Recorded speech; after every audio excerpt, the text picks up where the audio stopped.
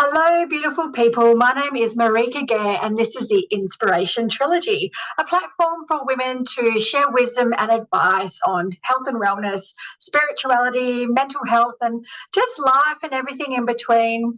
So, look, today's guest, we have the amazing Jenni French from Your Meals. So, you're a personal chef and founder of Your Meals, which is based in Perth. Welcome to the show. Thank you. Thanks for having me. It's a pleasure to have you. So, look, would you like to share with the listeners a little bit about your journey and how you came to provide the service and the nutritional value that you offer people? Sure. It's a bit of a long story. So I actually, I'm a qualified accountant. Okay. So I had, a very busy corporate career, and I was quite ambitious. And I have two small children. So my children are 7 and 9 now, but 4 years ago, they were obviously a lot younger and just very difficult. Like working a corporate career with 2 young children was really draining. And our youngest had separation anxiety. Our eldest had really low iron. So we were having regular meltdowns because he was so tired. And I found that every single day, at least one of them was screaming when I dropped them off. And it's so hard on mums when that happens, or any parent, it's really challenging seeing your child upset like that. It's draining. It just got too much, and I ended up having a bit of a meltdown myself. Been there. I went to work one day and I cried every day for 2 weeks, and I was like, gosh, something is not right. So ended up going to see a counsellor who was like, your job is making you depressed, and your family life is just contributing to that. So ended up going through life coaching to figure out what I should be doing with my life, and this came up. And so cooking's always been a passion of yours? Cooking has been a passion. I am that person who just loves feeding people. It's kind of how I show my love. I love to see them enjoying it, and it sets the mood, doesn't it? It's such a great thing. And I've been a recipe tester for quite a few people. I've been involved with the I Quit Sugar program as well. About 7 years ago, I was an ambassador for that for a couple of years. So cooking has always been an interest for me. And now that I get to do it every day, and it doesn't even feel like work. That's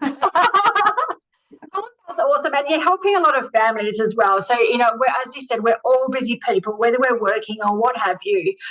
So how do you come in and help provide that nutritional assistance and the recipes and everything? Explain to the listeners a little bit more about how that all works. Yeah, so we are a personal meal preparation service. And I say it's a healthy, more personal alternative to pre-made meals that you can buy in stores like Lean Cuisines and Light and Easy and stuff like that. So I have a team of cooks, and my cook will go into a client's home and prepare the meals in bulk for them to freeze and reheat as they like.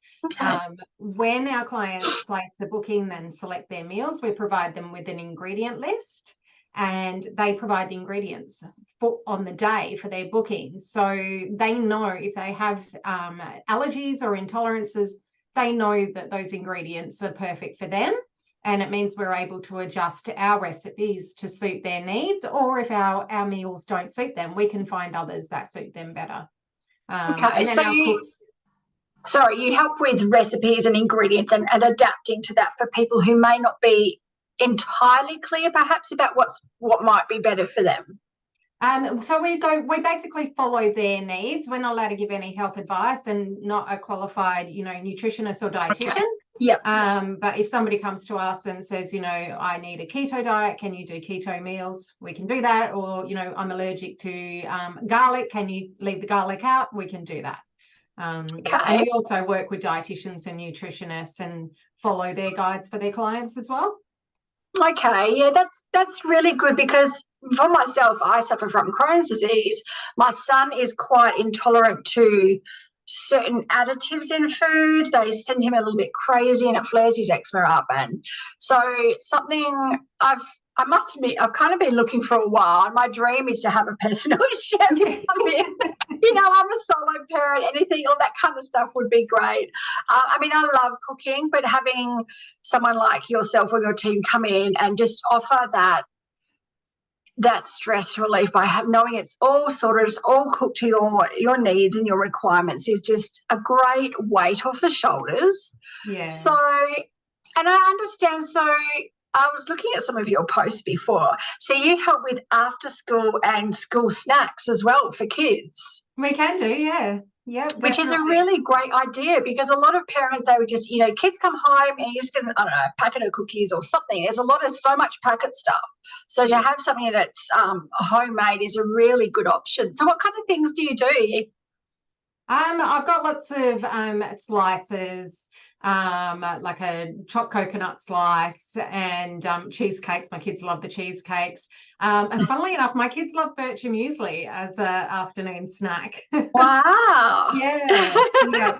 And yeah, lots of different things. On the website, I've got biscuits, which we often make for clients. So they go through our free recipes and pick out ones on there that might suit them. Oh, okay. So you have that option as well. That's really good. Yeah. And so what about, I'm sure lots of parents will be in the same boat as me, where you have a young child and they hate vegetables and things like that. And, I try my best to blend and, you sneak them in, but they always tend to find them. So do you have any kind of special tricks that you do for families like that who may have children the same and don't like their vegetables? Yeah, so we do have a lot of clients who have children on the spectrum, and they can be quite particular about what they eat. And the most common thing is that they don't like the vegetables. So if somebody spots vegetables in their meals, it's a hard no, they're not going to eat it. So for quite a few of our clients, we do actually blend them down and hide them in the meals. Yeah.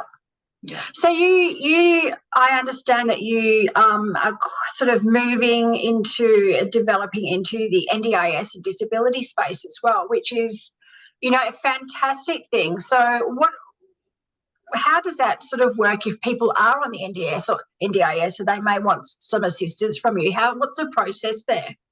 So yeah, we are able to serve self and plan managed NDIS participants, and basically if they have the funding in their plan for a meal preparation service, or we can help the NDIS participants gain some essential daily living skills as well. So it doesn't have to be specifically for meal preparation.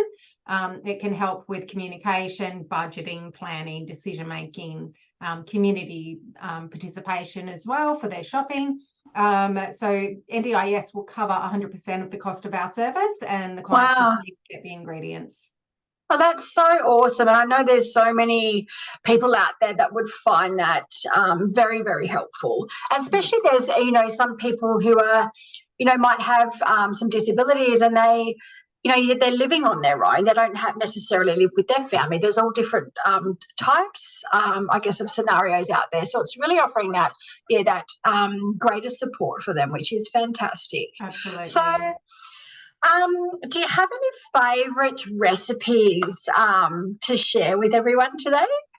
Like, what's the go-to? What's one of your all-time favourites?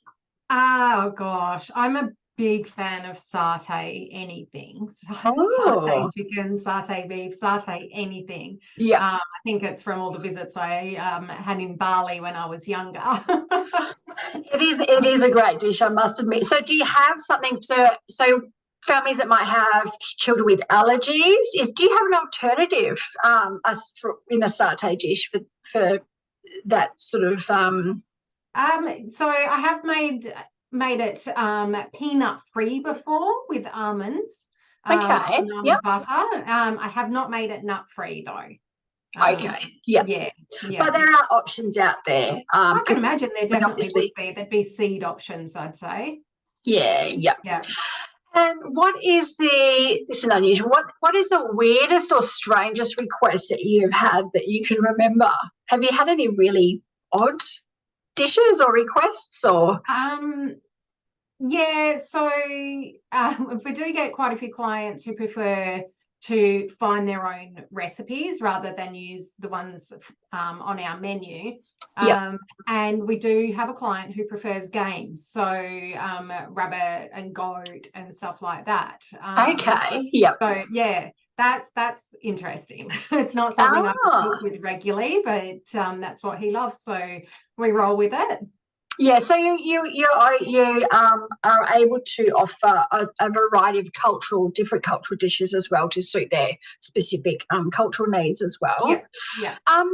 Well, so and what about birthday parties and things like that? If someone's wanting, because I know a lot of mothers these days have, they want to be able to offer the healthy options and the better choices for birthday parties, rather than the sugar and the additives and all the crazies that sends them totally off the charts, especially with the younger children. So do you offer, are you able to come in and perhaps help prep for that as well, and maybe do birthday cakes and things, or is it mainly just the family meals? It's mainly just the family meals, yeah. Yeah. Okay. I have, in the past, I have actually prepared for a dinner party, but we don't work evenings, so the idea is that we would prepare everything to be reheated at the time of the party. Yeah. So we could get you to come in, cook this amazing meal, and everyone would think that we were amazing cooks, 5-star chefs. Yeah. Oh, look, I think that's really wonderful, and I think it's good that you're offering that kind of alternative to the normal family cooking. Like I said, with myself, my son and I both have different requirements, and I must admit I do struggle trying to find dishes that we both like, that suits both our needs and all those sorts of things. So having that's kind of assistance and guidance and the help, also time-wise, being able to do that, I think is just a really great option. So for listeners out there who are interested in learning a little bit more, chatting to you about what possibilities you could do for them, where's the best way to reach you? I have a contact form on my website, so that's probably the best way. Just jump onto the website and head to the contact page, and there'll be a form there that they can submit. Okay. And do you have to sort of book in advance? What kind of time frames do people need to give you? Yeah, the cut-off time is 48 hours before a booking, but we are tending to get pretty full quickly. So I would say at least a week, just to be safe. Okay. And what about if people are looking at getting you on board for that big Christmas family gathering? What's the process there? Do you take Christmas bookings or leading up to Christmas? Do you do that kind of thing, or is... Yeah, it actually gets really, really busy in the lead up to Christmas. And last year I released a Christmas menu. So towards the end of November, I will release another Christmas menu. And they're just freezer-friendly dishes that we can make for people, and they can just pull them out and heat them up on Christmas Day just to ease the pressure a bit. And that's awesome, because I've been the one hosting Christmas at my place for several years, and there's a lot of work, and there's so many different dishes. You can't always fit them in the fridge or be cooking everything at the same time. And so that's a great option for everyone as well, to just alleviate that stress of Christmas, because it's meant to be enjoyable, right?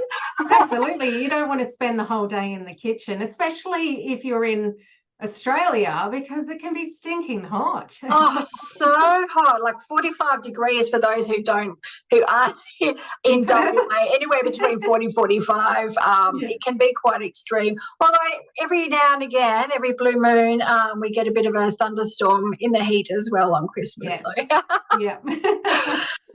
So we're mainly, Anyway, look, thank you so much for coming to chat with us today. I think you've got an amazing thing to offer there for families, and it will just really help all the parents out there who might be struggling time-wise, and to find suitable recipes for everyone. So look, I would say listeners to reach out to you. We'll put all the details and the links below.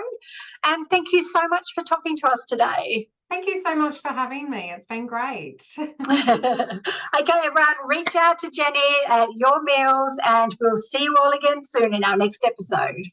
Bye. Okay.